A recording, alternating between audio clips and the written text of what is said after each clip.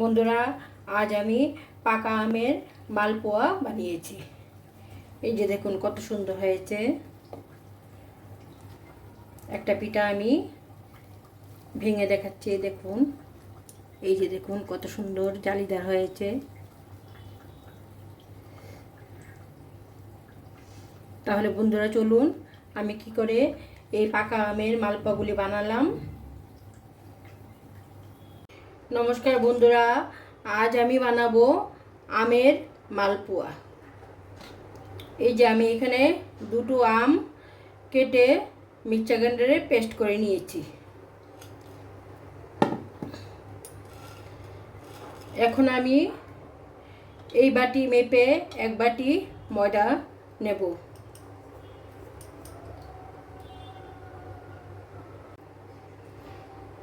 Same বাটি এক বাটি সুজি দিলাম।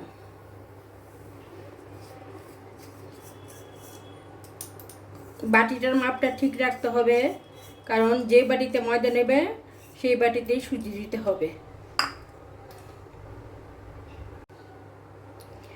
এই বাটিতেই এক বাটি চিনি দিয়ে দেব।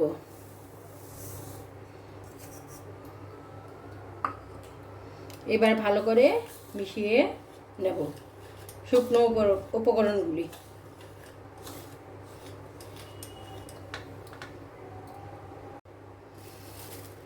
এবার দিয়ে দেব সামান্য বেকিং পাউডার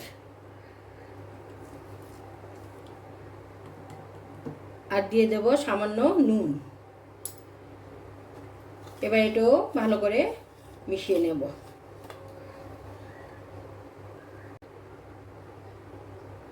এবার এক বাটি দুধ দিয়ে দেব। এখানে আমি আমল তাজা গরুর দুধ নিয়েছি, লিকুইড দুধ।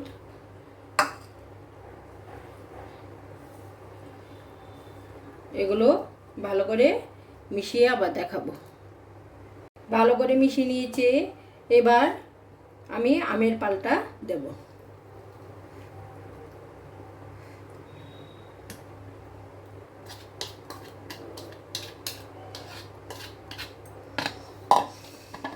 এটাও ভালো করে মিশিয়ে নেব। মিশিয়ে যদি দেখি ব্যাটারটা ঠিকই আছে তাহলে আর দুধ দেব না, আর একটু ঘন হয়ে গেলে আবার একটু দুধ মেশাবো। আমের পালটা ভালো করে মিশিয়ে নিয়েছি, এরকম ঘনত্ব এসেছে। এখন এটাকে আমি আধা ঘন্টার জন্য ঢেকে রেখে দেব, কারণ সুজি আছে তো সুজিটা একটু ফুলে উঠবে, তাই আধা ঘন্টা রেস্টে রেখে দেব। তারপরে আবার দেখাবো। বন্ধুরা, আধা ঘন্টা হয়ে গেছে। এবার আমি ঢাকনাটা খুলবো। দেখুন সুজিটা কতটা ফুলে গেছে। এবার দিয়ে দেব মুড়ি। এখানে কিছু মুড়ি নিয়েছি, এগুলো দিয়ে দেব।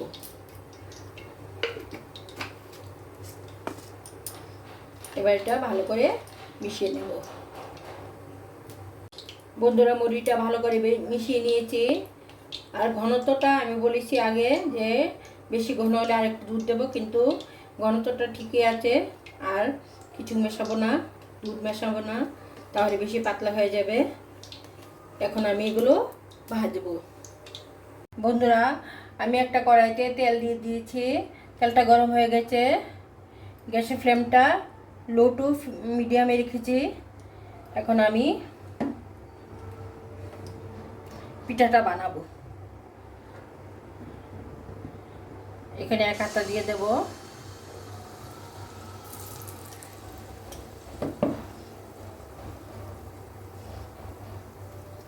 আস্তে আস্তে এটা নিজে থেকেই ফুলে উপরে উঠে আসবে। এই যে বন্ধুরা দেখুন মালপোয়া পিঠাটা কি সুন্দর ফুলে উপরে উঠে এসেছে। এই যে দেখুন বেশি উঠেছে। এবার উল্টিয়ে দেব।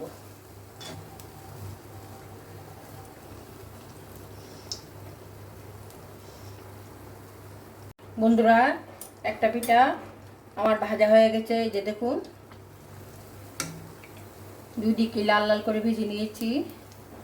বেশি কড়া করে ভাজবো না, নয়তো একদম শক্ত হয়ে যাবে। এখন নামিয়ে ফেলবো।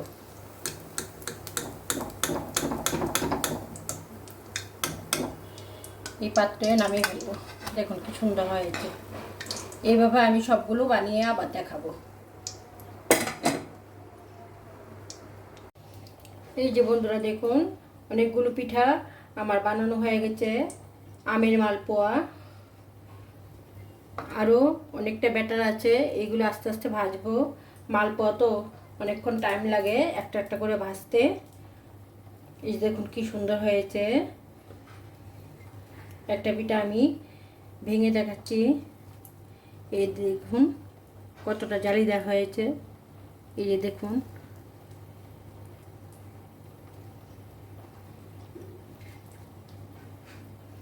বন্ধুরা, ভিডিওটা ভালো লাগলে লাইক করবেন, শেয়ার করবেন, আর ফেসবুক থেকে দেখলে পেজটা একটু ফলো করে দেবেন।